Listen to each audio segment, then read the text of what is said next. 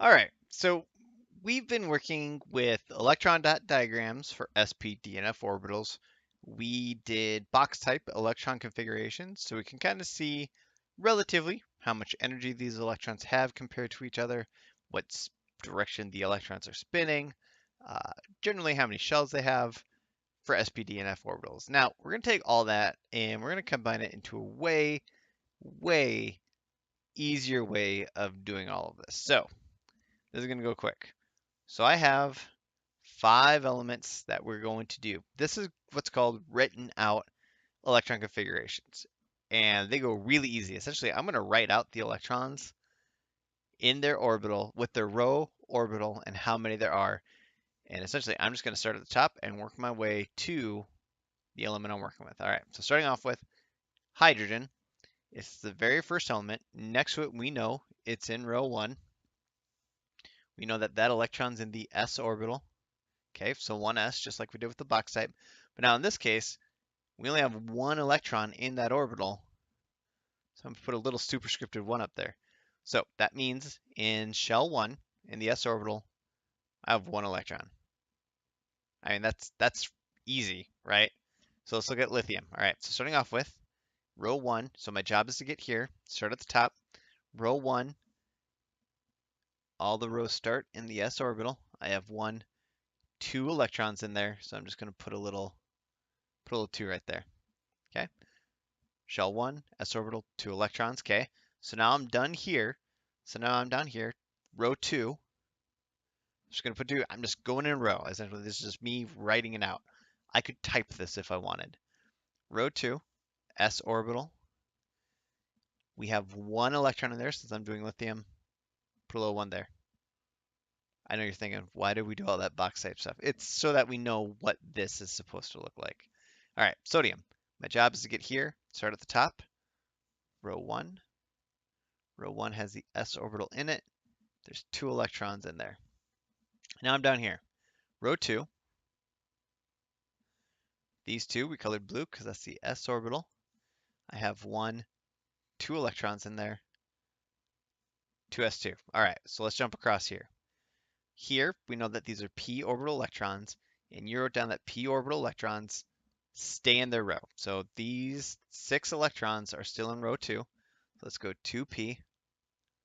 I know there's no boxes. I don't have to take care of anything else. And before we count 1, 2, 3, 4, 5, 6. 6. Okay. 2p, little 6 up there. So now I'm down here in the row sodium's actually in. So row 3, start with the s orbital. On the first electron in, 2s1. All right, so this is only useful if we know that every other electron is spinning every other way, and if we know that every electron shell, adds another layer to our atom onion thing we're working with here. The other thing I wanted to point out with this is we haven't discussed those column numbers at all.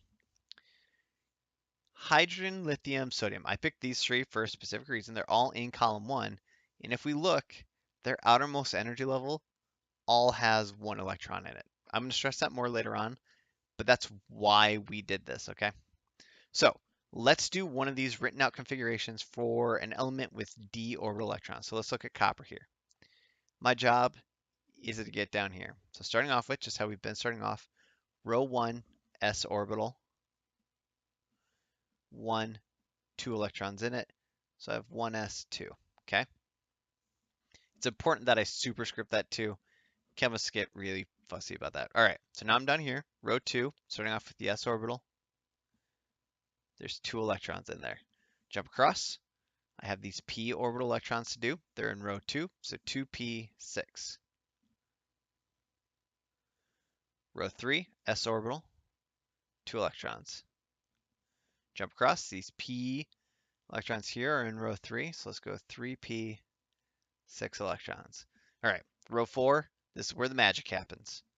These 2 electrons we said were blue. They stay in their shell, so we have 4s2. And we know that from all the diagramming, all the box type electron configurations we did. Pretend that's a 2 there. All right. So now I have 1, 2, 3, 4, 5, 6, 7, 8, 9. I have these 9 green electrons to deal with. We said the green electrons are d orbitals. more importantly, we said that the d orbitals go down a shell. So I'm not going back to fit in a 3D here. I'm just going to keep going. So I'm just right here, 3D, and I counted before there were 9 electrons there. There's no rearranging. I'm simply writing down the electrons as I come to them, like I'm reading the periodic table like a page out of a book. All right, I need to go back and put that back here. Really, I just know these 2 electrons are in shell 4. These 9 electrons are in shell 3. That's really what it's saying. All right, so I'm going to have to write really small, and we'll see how well that works for me. In fact, let's even make this a little bit smaller. All right, so I'm going to do, and let's shift it over a tiny bit there. All right, neodymium. Ignore that. All right, my job is to get here. Remember, these 4 electrons fit in right here, okay? So my job is to get down here. So starting off with, we're starting off 1s2. Next row, 2s2. I could do that too better, if it'll let me. Okay, 2s2, 2p6. Let's ignore that for now. Next row, 3s2. Jump across, 3p6. All right, 4s2. These electrons we said go down a shell, so that's 3d. And if I count all the way across, I should count 10 of them. So now I have these electrons here. These are p electrons back in shell 4, so 4p. I can count them out. There's 6 of them there. Next row, 5s. This row is going to look a lot like the previous one.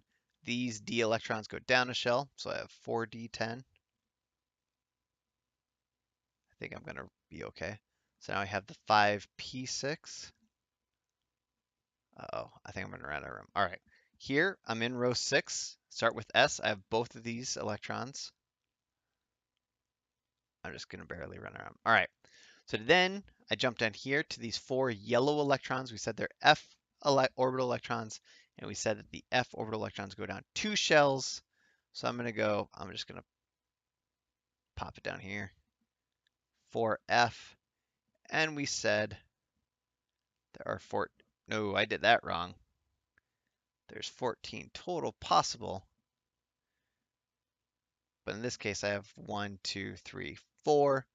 So 4F4. All right. So I just go 6 to 4. I don't have to put this 4. I don't have to gather all the 4s together. I don't have to gather all the 5s together. I don't have to do any of that. I just write it out just like I'm just checking off these electrons until I get to the element I'm trying to do. In this case, all the way down to neodymium. So neodymium is supposed to have 60 electrons. If I add up all the superscripted numbers, that will end up adding up to 60. All right. Electron configurations, we end with a really, really easy thing. And in fact, what we do next, Lewis dot structures, is even easier. So good luck with the practice problems, and let me know if you have any questions.